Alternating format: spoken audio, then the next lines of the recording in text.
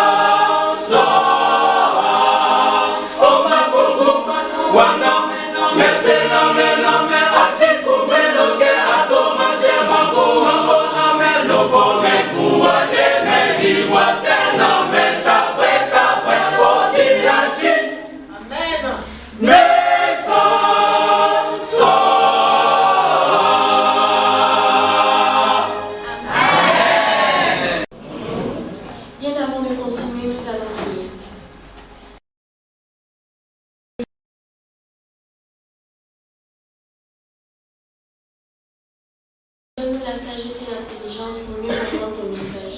Au nom de Jésus, je t'ai prié. Amen. Amen. Avez-vous déjà éternué? Levez la main. Avez-vous déjà éternué plusieurs fois de suite? Combien de fois de suite avez-vous déjà éternué?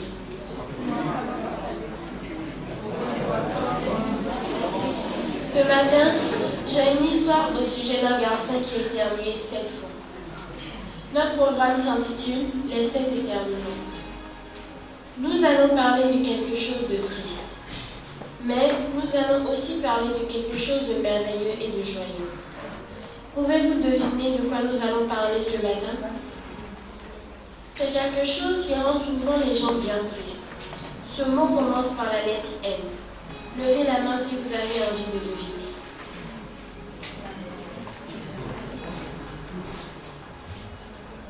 C'est quelque chose qui rend souvent les gens bien tristes.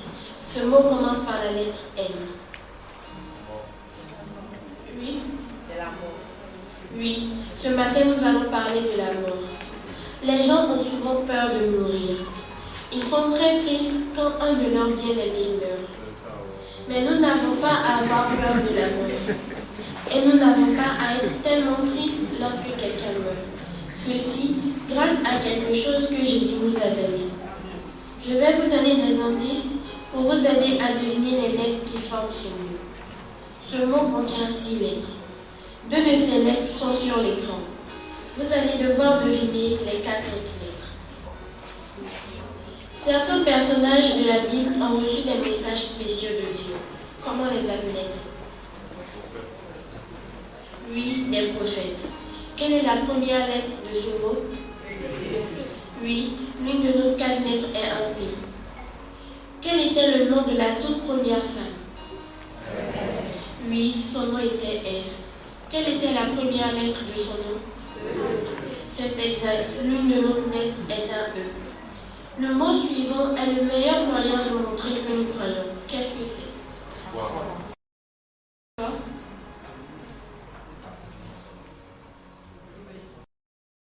Oui, c'est l'obéissance. Quelle est la première lettre de ce mot? Oui, c'est un O. Maintenant, je pense à quelque chose que nous pouvons faire même lorsque nous sommes tristes. Nous pouvons faire ces choses lorsque Jésus est dans notre cœur. Ces choses rendent les autres heureux. Qu'est-ce que c'est? Oui? Quand tu ris, tu as un sourire, n'est-ce pas? Oui, c'est un sourire. Quelle est la première lettre de ce mot? C'est très juste, c'est la lettre S. Mais quelle sorte de mot est-ce? Les lettres ne doivent pas être dans l'ordre. Vous allez devoir les remettre dans l'ordre afin de découvrir le mot. Ce mot nous apprend pourquoi nous ne devons pas avoir peur de la mort. Ce mot commence avec un E et il se termine avec un R. Espoir. C'est exact, c'est le mot espoir. Jésus nous donne de l'espoir. Voilà pourquoi nous ne devons pas avoir peur de la mort. Je pense que nous avons tous connu quelqu'un qui est mort. Certains d'entre nous ont perdu quelqu'un qui leur était très cher. Parfois nous avons peur que nos parents ou nos amis meurent. Parfois nous avons peur de mourir nous-mêmes. Dans notre histoire de ce matin, quelqu'un est mort. Mais quelque chose de merveilleux s'est aussi passé dans cette histoire. Cette histoire s'est passée il y a très longtemps, au temps de la Bible. À cette époque, un prophète du nom d'Élisée voyageait de lieu en lieu. Il enseignait le peuple d'Israël. Élisée et son serviteur se rendaient souvent dans la ville de Sunem. Une dame riche et son époux vivaient à Sunem. Ils aimaient beaucoup le prophète Élisée. Chaque fois qu'Élisée et son serviteur arrivaient à Sunem, cette Sunamite les invitait à dîner. Un jour, cet homme et cette femme de Sunem, en parlant du prophète Élisée, se dirent: bâtissons une chambre pour le prophète. Ainsi, quand il viendra à Sunem, nous pourrons l'inviter à passer la nuit chez nous. Ils construisirent une chambre pour le prophète sur le toit de leur maison. Ils fabriquèrent un escalier pour y accéder. La Sunamite arrangea avec soin la chambre destinée au prophète. Elle y plaça une chaise. Elle mit aussi une lampe sur la table. Enfin, elle nettoya le tout afin que la chambre soit prête lorsque le prophète viendrait. Lors de sa visite suivante à Sunem, Élisée était très fatigué. L'homme et la femme lui montrèrent la chambre qu'ils avaient bâtie. Il lui dit: c'est ta chambre. Tu peux rester aussi longtemps que tu veux. Élisée fut très content. Élisée voulut faire quelque chose de gentil pour cet homme et cette femme de Sunem. Mais il pour leur faire plaisir. Son serviteur eut une idée. Il dit: cet homme et sa femme n'ont pas d'enfant. Peut-être que tu pourrais prier pour eux et demander à Dieu de leur donner un fils. L'idée plut au prophète Élisée. Il dit à l'homme et à la femme: je vais prier Dieu pour vous. L'année prochaine, à la même époque,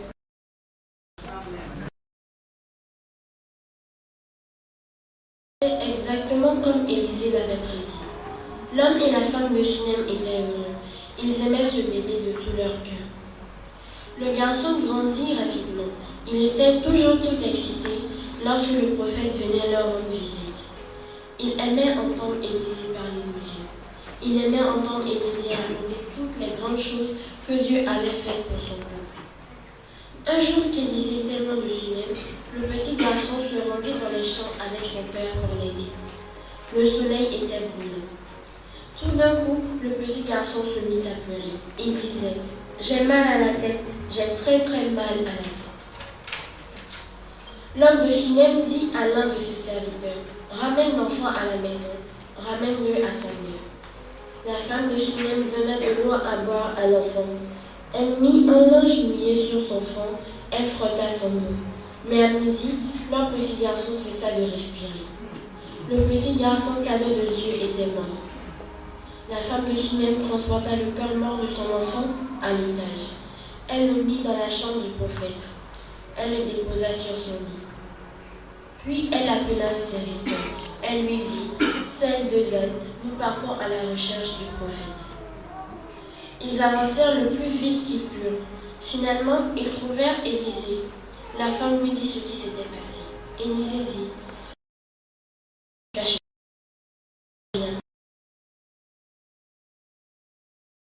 Élisée arriva à la maison de la dame. Il courut à l'étage. Il vit le petit garçon tout froid couché dans son lit. Il se mit à genoux à côté du lit et pria le Seigneur. Dieu montra à Élisée ce qu'il fallait faire. La Bible dit qu'Élisée monta et se coucha sur l'enfant. Il mit ses yeux sur ses yeux, ses mains sur ses mains et il s'étendit sur lui. 2 Rois 4, verset 34. Élisée attendit, mais rien ne se passa.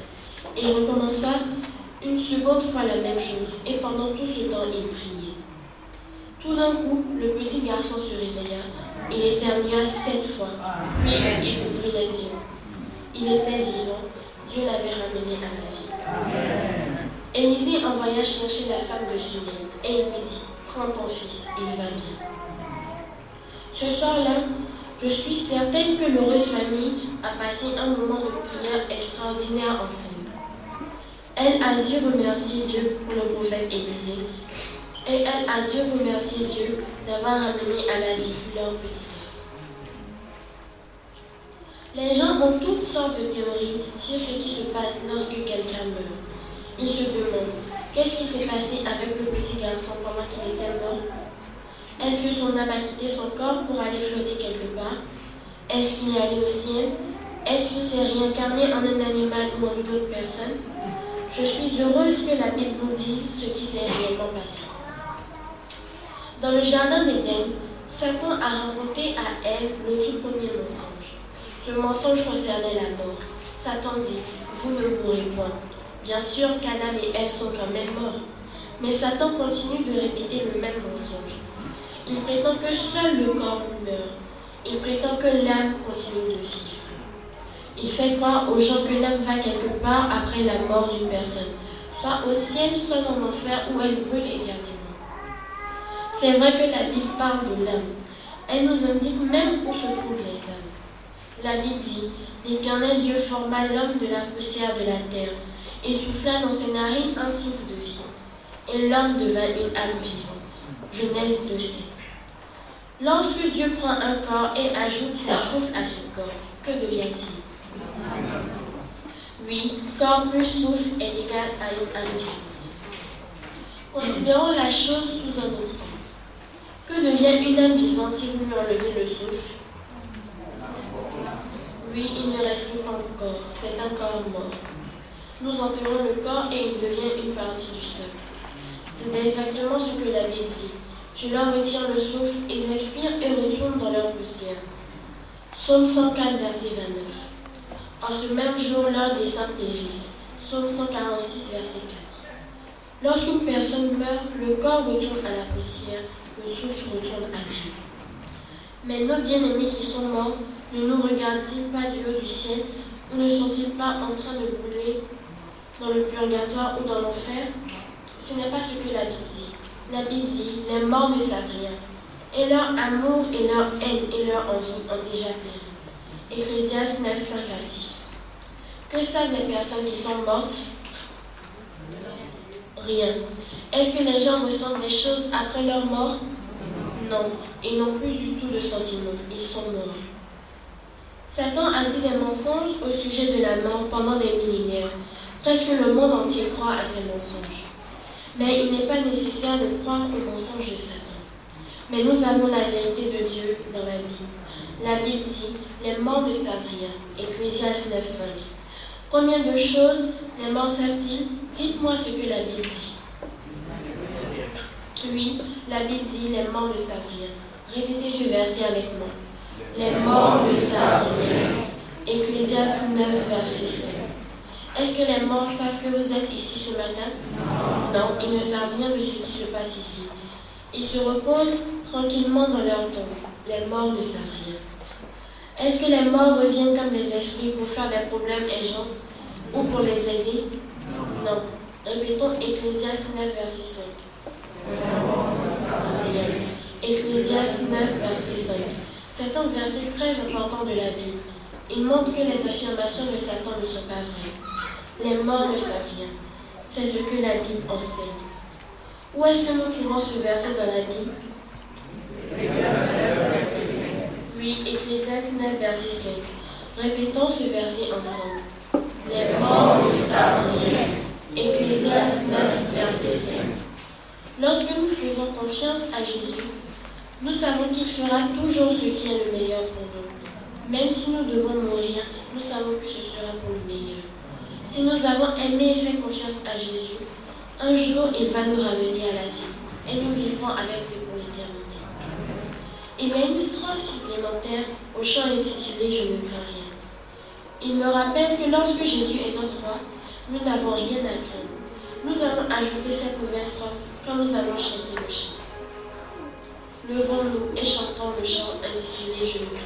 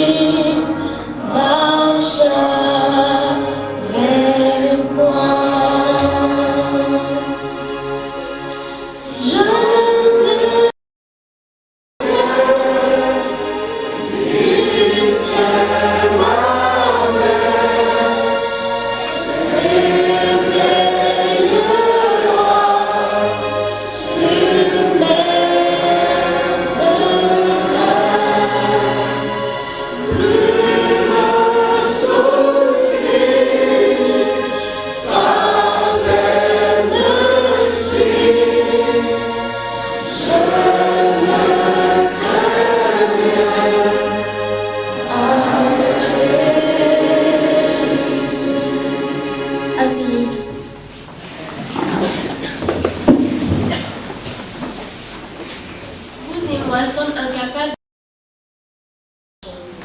Nous ne pouvons même pas ressusciter un mort. Mais Jésus peut donner la vie à n'importe qui.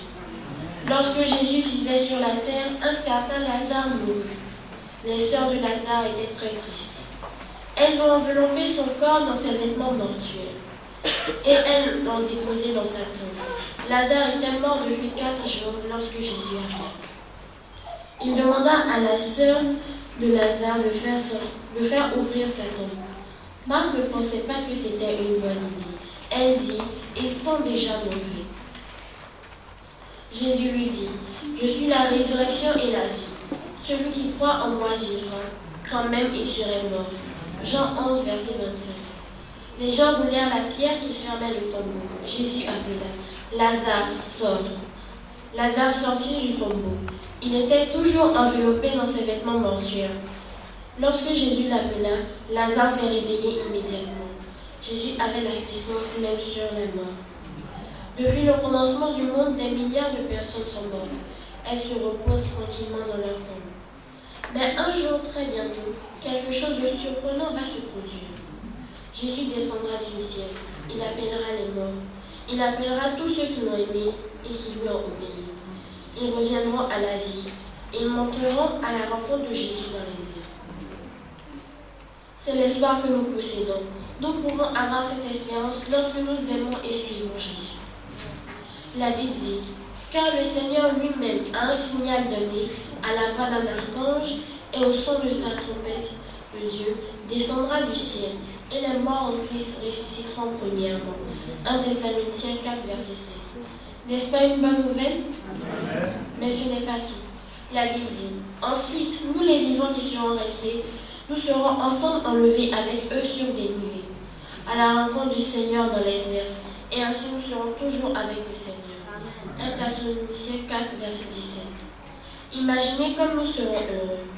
Même si nous sommes morts avant le retour de Jésus, Jésus va nous ramener à la vie, afin que nous puissions vivre avec lui pour l'éternité.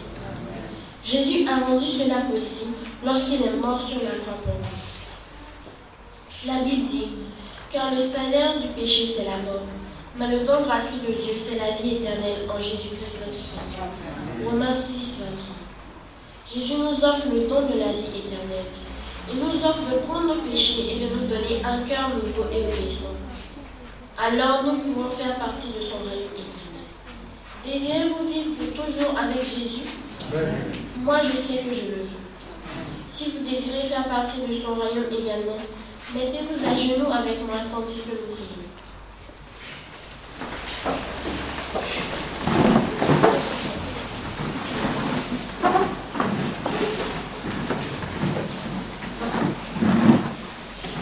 Cher Père Céleste, merci de nous redonner de l'espoir.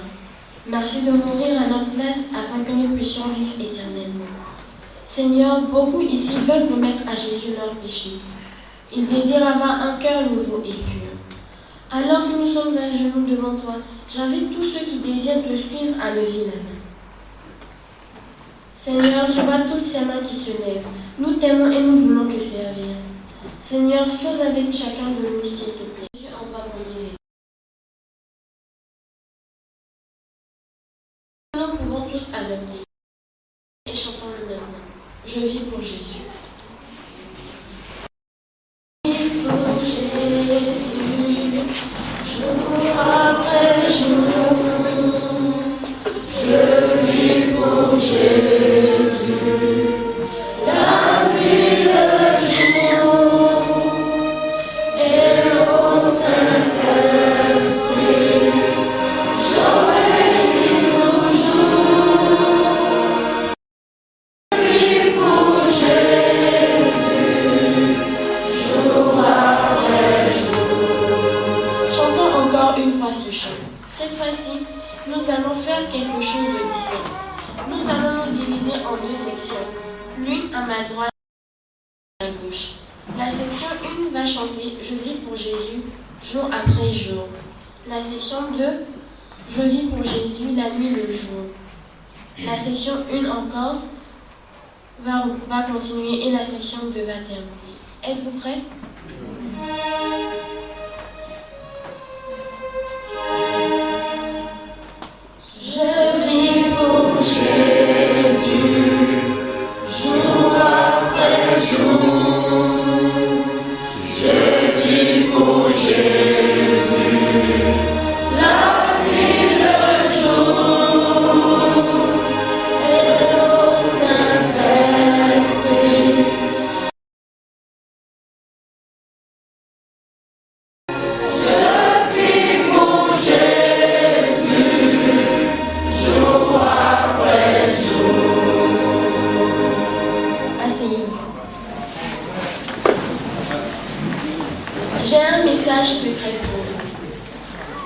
quelque chose que bien de personnes au monde ne savent pas.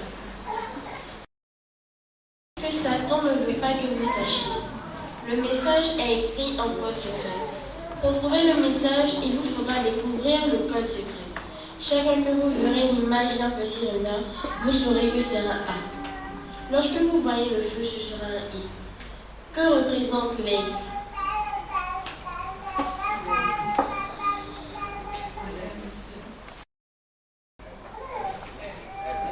Oui, un L. Que représente le feu?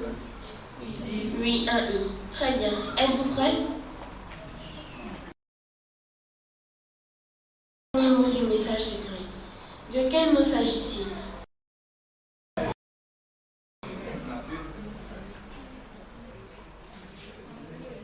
Oui, les.